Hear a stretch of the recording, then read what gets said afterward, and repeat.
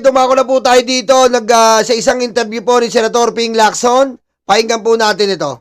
Ito, balik tayo sa DZXL, Oo nga Senator. Opo. Sige, salamat sa inyong panahon ngayon. Ano bang mensahe ng inyong walkout kagabi? Kasi nasa kanila yung numero, pero nasa side naman namin yung rules, maliwanag eh. Kasi kahapon, nabigla kami, biglang nag-distribute after nung long break o yung pag-suspend ng session, nag-caucus sila. Hindi namin alam kung anong pag-uusapan siyempre, pero nang bumalik kami sa floor, nag-resume, biglang nag-distribute si Senate President Cayetano ng mga papel na kung saan nandun yung mga proposed amendments ni Senator Yong, kasi napansin din namin, medyo tinagalan nila yung interpellation doon sa naturalization ba yun. So parang naghihintay sila sigurong mabawasan yung... Ang tagal po ng adjourn. Yung break nila ng 1 minute naging 2 hours. Kasi nga, sabi ko sa inyo, panoorin nyo po yung kahapon, malalaman nyo kung ano nangyayari sa Senado ngayon, sa Mayorya. Ito po ay taktika nila. Araw-araw, may bagong diversion sila na magpapahina po sa usaping impeachment. Para makalimutan po natin ang impeachment. Para hindi po gumulong ang impeachment. Marami silang tatalakayin. Hindi man po nila direktang inaapektuhan ng impeachment dahil na-convene na eh. So, gagawa sila ng iba't ibang issue para po mawala ang atensyon ng mga tao sa impeachment. Ganyan po ang gagawin ni Alan Cayetano na hindi po natin papayagan. At maraming salamat po sa Oceans 11 dahil sila po ay ayan, Oceans 11. Aray ko. Ha? Maraming salamat po sa Oceans 11 dahil kahit ano pong diversion na ginagawa po ng Mayorya, sila po ay nananatiling matikas, nananatiling magaling, nananatiling may pagmamahal sa taong bayan. Doon natin nakita sa Mayorya, Minorye, kila Lacson, kila Tito Soto. Dahil, anong sense para i-prioritize, we should prioritize the video conference of the criminal Bato de la Rosa. In fact, there is many issues that to be tackled and to be discussed. Di ba? But they are prioritizing the video conference because they want that even though they are in prison, they will be attending the session by a video conference. Do you think, Your Honor, Mr. Chair, this kind of system wherein the plunderer and the criminal will be video conference in the session. Imagine the image of the Senate when you think about this. Imagine that. The image of the Senate wherein you have 5 senators in video conference, plunderer and criminal. Imagine what will be the image of our Senate. Motherfucking tape. Aray ko. Tama, Ronald. Sa Hulyo po ang impeachment. Kasi nga po, ayon sa kanila, tama rin naman, may mga summon, may mga documents filing pa yan. At least, July 6. Tatapusin lang po yung mga proseso ng impeachment. Kasi po, hindi naman po, forthwith yan eh. Kaso, importante yan makonvene. Ibig sabihin, pag na-convene ng korte, ibig sabihin, magkakaroon ng hearing. Gaya po sa ordinarong kaso, pag nakakonvene ng korte, may hearing po.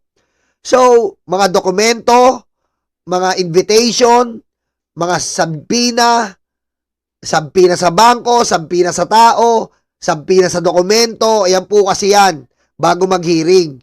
Ayan po. At mga share ng ano na yan, ang defense, prosecutor, mag-share sila ng documents, kung anong nila, iimbitahan, ganyan po yan. Preparation, aabutin talaga yung preparation ng 2 to 3 weeks. Yan po yan, 2 to 3 weeks. meron ng minority. Mhm. At sila At siyempre saka naka-ready. tinamaan pa rin ng break. Tinamaan din ng break. Pero ang problema nila, wala si Senator Chis, so isa lang sila. Oh. Kasi sa ngayon kasi wala si Senator Bato, 12 sila. Right. So 11 lang yung bilang nila.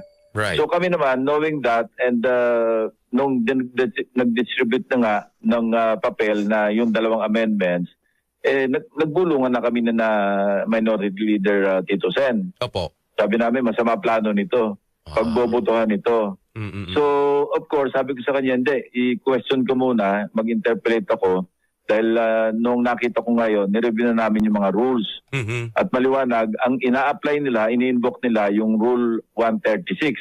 Okay. Ang 136, yun yung pwede nang ibalik sa plenaryo ng majority leader Mhm. yung motion, yung amendment na motion na amendment at pa-discuss na doon. Right. Pero nung pinakuha ko yung journal noong May 11, maliwanag na na-refer na yung motion na yon sa Committee on Rules. Mhm. So, ini-invoke nila yung 136. Ang ini-invoke ko yung 24, which is the governing rule. Oo nga. Pagdating sa motion o resolution na na-refer na sa committee. Right. So, hindi po pwedeng basta itakil sa floor kung wala itong committee report na na-report out Mm-mm. ng Committee on Rules. Mm-mm. Maliwanag naman, hindi pa namin na-constitute yung Committee on Rules. Actually, acting pa lang yung majority leaders, yung chairman ng Committee on Rules. Right. At maliwanag, walang Committee on Rules to speak of in the first place. Yun yung sinasabi mo. Oo. Yun ang sinasabi ko. Ang sinasabi naman ni Senate President, kasi tinake over niya yung interpellation eh. Right. Hindi na si Senator Villanueva na interpellate ko. Siya na Oo yung nga eh. tumayo doon. Oo nga eh. So, at siya tatawag ng mag-divide. Kaya ang wala siyang bukang bibig kahapon o kagabi, kundi divide the house, divide the house. Right. Kasi iniisip niya, may quorum kasi nando naman kami. Yes. So naisipan namin, anong gagawin natin pagka pinilit yung divide the house? So nagbulungan na kami. Walk out tayo, pero kailangan mag-iwan tayo ng isang member. Ayun. Tama, buti nag-walkout kayo kasi ako gusto ko na mag-walkout din dito. Wala pong like. Aray ko. Ako gusto ko na mag-walkout. Ako dito, nagla-live ako. Gusto ko na mag-walkout, walang nagla-like dito. Aray ko.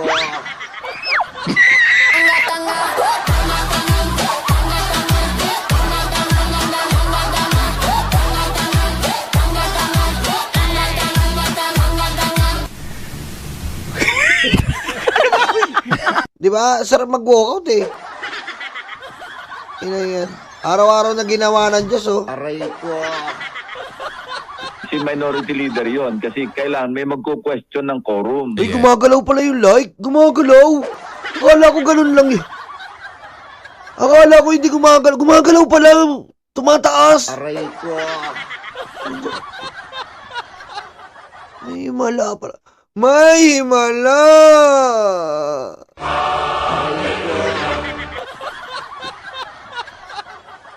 Yes. At mag-move to adjourn. Kasi kung walang maiwanang minority doon, sila na lang walang magko-question ng quorum. Tama. Since ang quorum, noong nag-roll call, andun kami, yun ang bilang ng quorum. Tama. Yes. Unless, kaya kami umalis, ko-questionin yung quorum at the same time, kasi kung walang quorum, Sabi ko sa inyo eh, tama at inala natin. Si Chis Escudero po nagdidililyo na. Si Chis Escudero, nandun po si Chis. Pero wala po sa plenaryo. Nagdidililyo si Chis. Naguguluhan na siya kung anong gusto niyang gawin sa buhay niya. Makukulong na siya eh. Malamang si Chis babaligtad po yan. Hindi po umubra yung gusto niya eh. Ako na lang uli ang Senate President nyo. Ako na lang. Delikado si Cayetano. Wala pong kumagat. Nagdidililyo yan. Tingnan mo. Baka bumaligtad yan si Chis. Baka bumaligtad. Aray ko. Tama. mag-move to adjourn. Yeah. Yan ang nasa rules din namin. Senator So Ping, sabi ko nga, Oo. nasa kanila numero, nasa amin yung rules. sa inyong rules, tama. So sa madaling sabi, Senator Ping, yung walkout ninyo kagabi, doon nyo na lang ito na pag-usapan. Doon na nasa Yes. plenary hall na kayo. Let's say, parang spontaneous na yun eh. Ayun. Parang doon na lang kami nagbulungan. Kailangan umalis tayo rito para madaling question, pwedeng i-question yung quorum. Oo, Diyos ko. Kaya lahat kami, except Tito Sen, umalis doon sa Senate floor. Oo. Kasi kanina, may kausap nga. Kita mo? Daig ng veterano ang bagitong may peluka. Yun po yun eh. Di ba? Di ba parang tayong mga magulang, akala ng mga anak natin, ma-outsmart tayo. Aray ko. May ganong time, di ba? Akala nung iba sa trabaho, may mga bagito, akala niya mabilis siyang kumilos, matatapos niya yung gawain niya. Pero iba pa rin yung veterano. Minsan may kasama ka sa mga trabaho, sa mga kaibigan mo na feeling niya ma-outsmart ka, magaling na siya, porket ganito. Pero iba pa rin po yung veterano. Ayun po yung nangyari. Halos naubos po yung piliwan ni Marcoleta kahapon sa galit. Isa lang ang sinabi ni Tito Sen, ha? Motion to adjourn. Tapos, hindi nakapalag si Cayetano at Legarda. Aray ko. Motion to adjourn, hindi nakapalag. Umirit pa yung aso. Aray ko.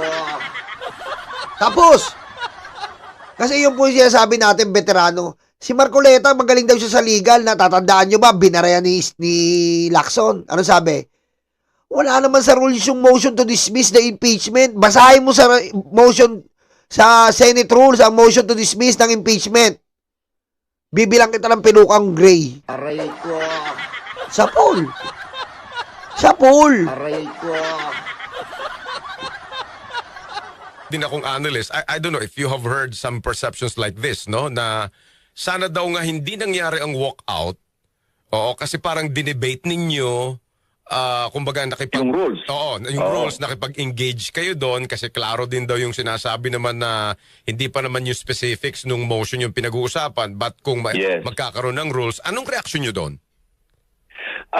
Tama yun. Wala pa kami doon sa punto na pag-uusapan namin yung merit ng motion. Oo. Wala pa kami doon eh. Oo. Kasi pinag-uusapan pa lang namin, sumusunod ba sa rules natin yung itatakil natin yung motion Yes. na hindi naman nire-report out ng Committee on Rules. Right. Nandun pa lang kami. Right.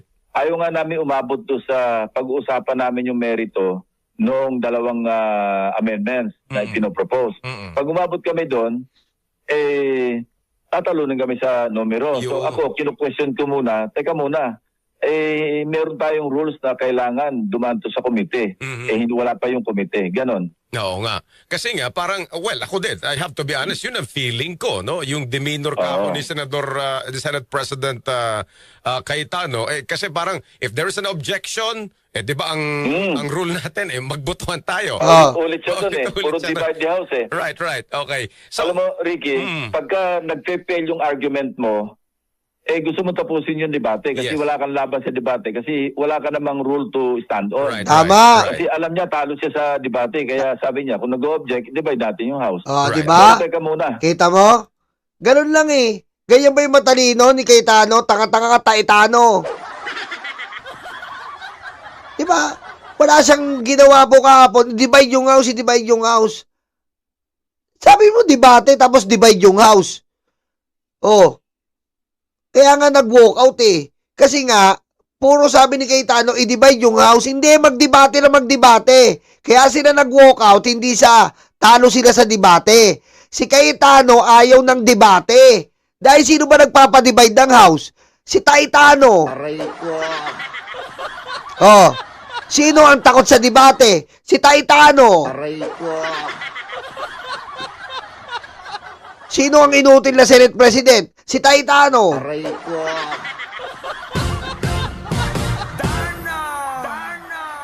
Nagdidebate pa tayo Bakit ipapadivide mo ng house? So, ini-invoke niya lagi, may objection, nag-disagree siya, mag-divide ng house.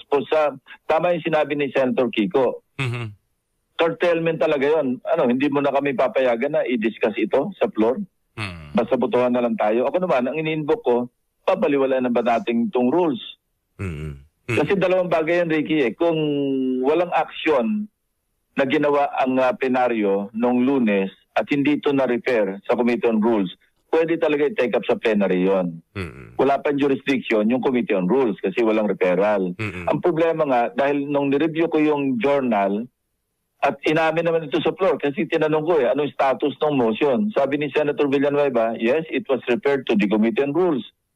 So kung na-refer, wala pang jurisdiction yung plenary kasi ang jurisdiction nasa Committee on Rules pa Tama. na hindi pa nagdi-discuss. So anong pag-uusapan natin din sa plenaryo? Kaya nga po may mga komite, Committee on Rules, Committee on Justice, Committee on Drugs, Committee etc. para po matalakay. Ano po ba importante dun sa mga komite? For the transparency po. Tandaan po natin, kailangan po transparent sila, kaya nga may mga komite. Tinatakel nila yan doon. Katulad po ng impeachment ni Sara, na dumaan po sa Committee on Justice. Tinatakel nila doon for the transparency at yung integrity ng process. Ngayon, ang gusto po ni Cayetano, idirekta na po sa plenaryo na wala, hindi pa po natatakel. Di ba? Anong klase naman yan? Para po, pag nakulong po si Jinggoy, si Joel, si Cheese, si Bato, ay meron pa silang option na manalo sa mga botohan dahil may video conference. And the fact po, imagine niyo po, the fact na ang daming problema ng Senado, doon pa rin tayo bumabagsak kay Bato sa video conference. Ano po ba yun? Doon na lang po ba iikot ang ating mga ulo? Sa mga kriminal, sa mga plunderer, sa pakinabang nila? Eh, paano yung pakinabang ng taong bayan? My God, what in the nerve? Aray ko. Diba? In English, are you sure about this?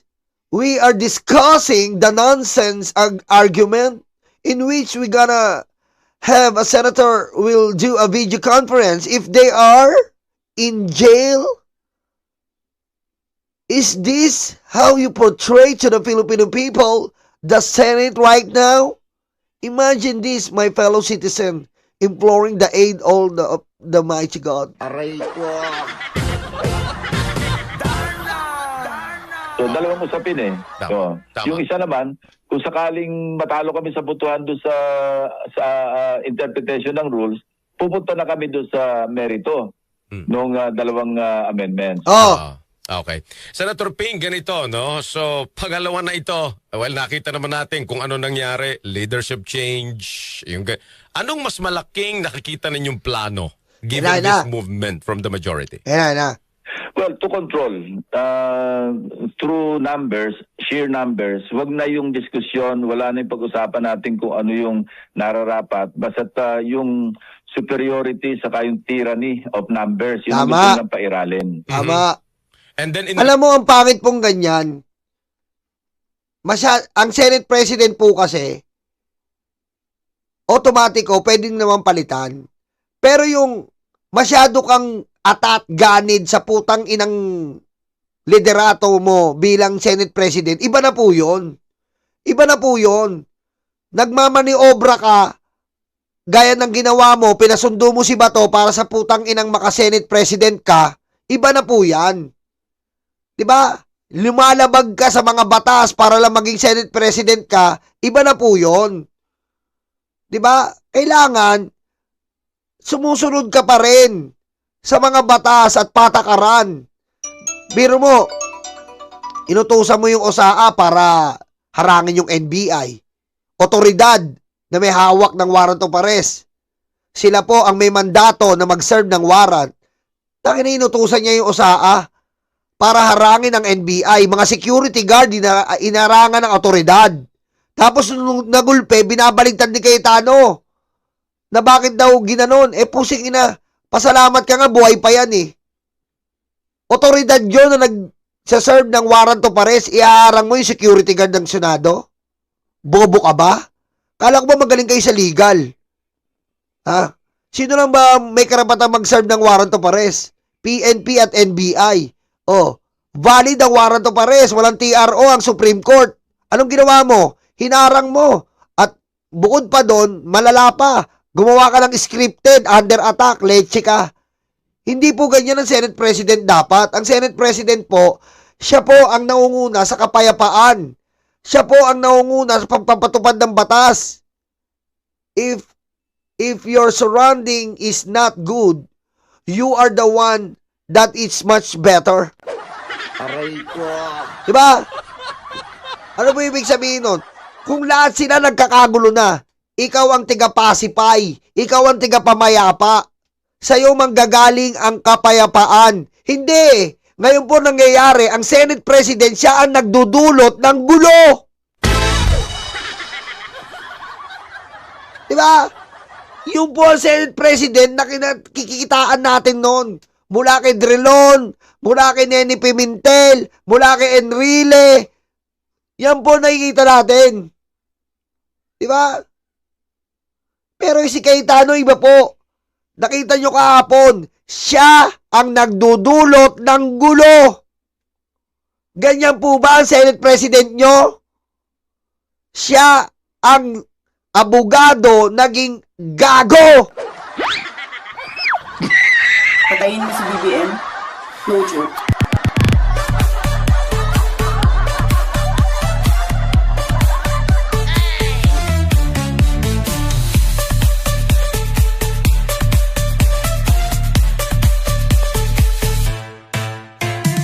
Diretso. Relation to impeachment trial, ano nakikita ninyo? Pwedeng tumawid doon. Aha. Na kung saan, maski kung maipapasa itong amendment na ito, proposed amendments, maski yung nagtatago, pwedeng bumoto. Maski yung nakakulong, pwedeng bumoto. So effectively, hindi mababawasan yung numero nila. Ah. So tatalunin kami ng tatalunin kasi alam mo, maski sa impeachment trial, although merong rules on impeachment, nag-a-apply pa rin yung rules of the Senate. Pwedeng i-apply, interpret na nag-a-apply pa rin yun. Oo. Parang yung rules of court, suppletory, hindi ba? So yun ang planong nakita natin. Oo. Napatawid ito papuntang impeachment. Para nang sa ganon, bawat mga motion, halimbawa ng prosecution o kaya ng defense, sila yung mamamayagpag, sila yung masusunod kasi nasa na yung tyranny of numbers kasi nga, kung tutusin, 13 sila. Opo. At Senator Ping, masyado bang... Kahit na physically, wala silang 13 kasi Right. hindi naman natin pinapanalangin o hindi natin inohope na makulong yung ibang kasama namin. Opo. Pero let's face reality, na posibleng mangyari yon dahil nagpahayag na nga si Ombudsman Boying Remulla na kahapon pinirmahan niya na yung information laban kay Senator Estrada at sa Huwebes bukas i-refer na nila o ipapile na nila sa Sandigan Bayan yung information. Alam naman natin kung ano na mangyayari once na nasa Sandigan Bayan na. Alam na natin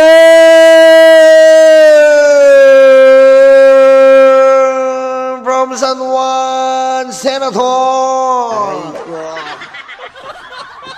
two-time plunderer, the ex-actor of the showbiz in the Philippines, carrying the record of two-time plunderer record in the world, Jinggoy Estrada.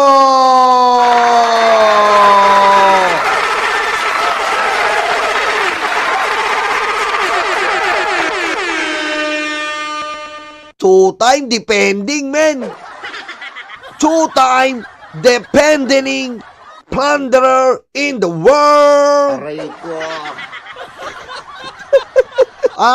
Sabi ko sa inyo, pag napunta yan sa Sandigan Bayan, ni-refer na ni Ombudsman, ni DOJ. Tapos, ano pong mangyayari? Sandigan Bayan will order a warrant of arrest. Yahoo! Ayan na yun.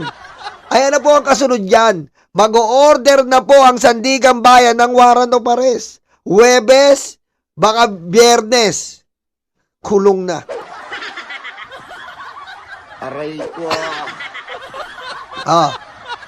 Di ba? Yan. Senator Ping, masyado bang... Kahit na physically, wala silang 13 kasi hindi naman natin pinapanalangin o hindi natin inohope na makulong yung ibang kasama namin. Opo. Pero let's face reality, na posibleng mangyari yon dahil nagpahayag na nga si Ombudsman Boying Remulla na kahapon pinirmahan niya na yung information laban kay Senator Estrada at sa Huwebes bukas i-refer na nila o ipapile na nila sa Sandigan Bayan yung information. Alam naman natin kung ano na mangyayari once na nasa Sandigan Bayan na. Right. And in 2 weeks time, sabi rin niya, baka ma-file na rin yung kay Senator Joel Villanueva.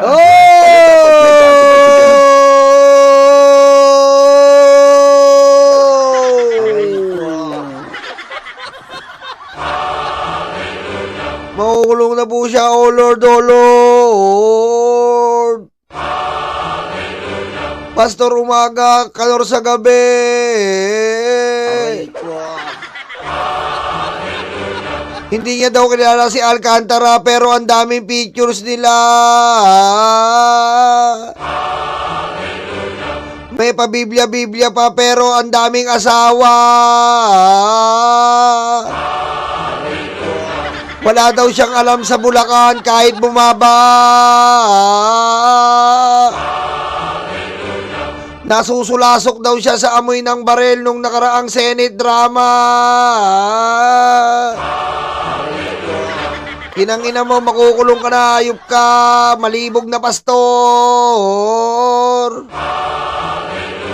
Aray ko.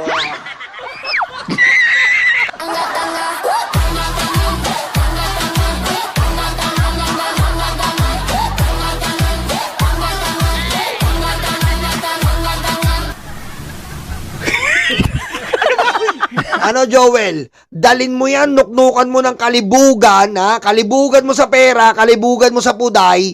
Diyan sa kulungan, ayup ka. Aray ko. Ha? Dalin mo yung kalibugan mo dyan. Pastor ka pa. Ina ka. Aray ko.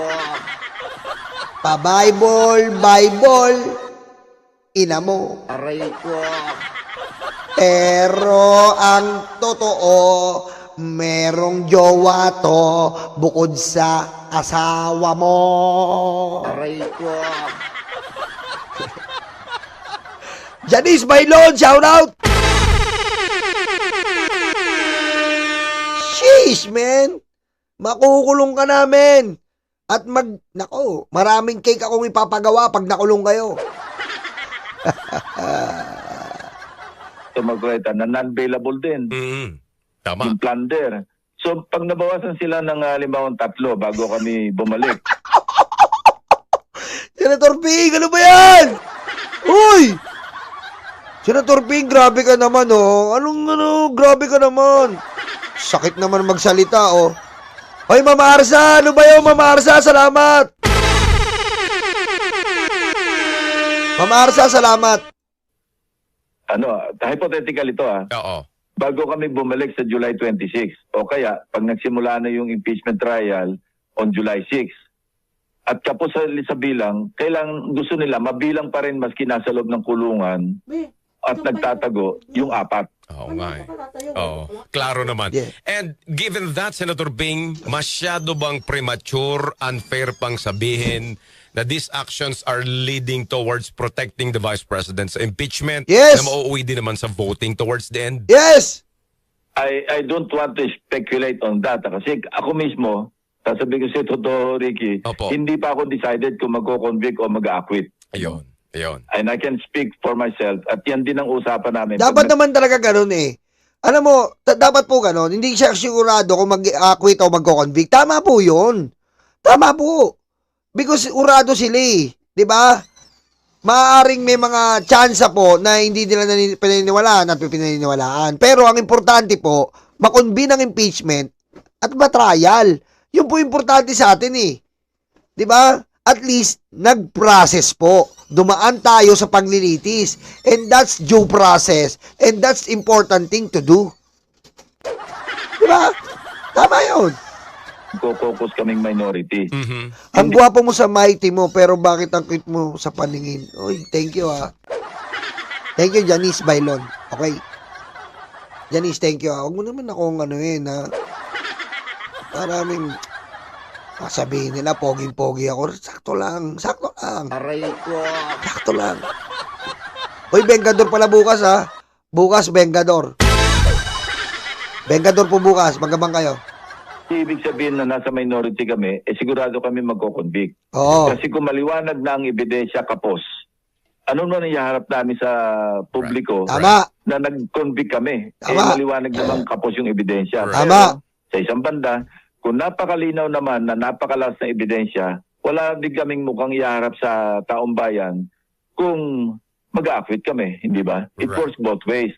So wag nating i-divide agad yung issue na ang motibo hindi ko alam sila, pero kami, pag nag-uusap kami sa COCO, nagkakaisa-isa kami na tingin tayo sa ebidensya. Right. Hindi ito automatic na mag-co-convict tayo just because hindi tayo identified doon sa mga sinasabi na nating kaalyado ni Vice President Sara. Yun po importante kasi. That's the important thing, You will not be, biased to the impeachment proceeding. You must be aware that you must see the evidence first, see the debate, see the trial prosper, before you take the judgment.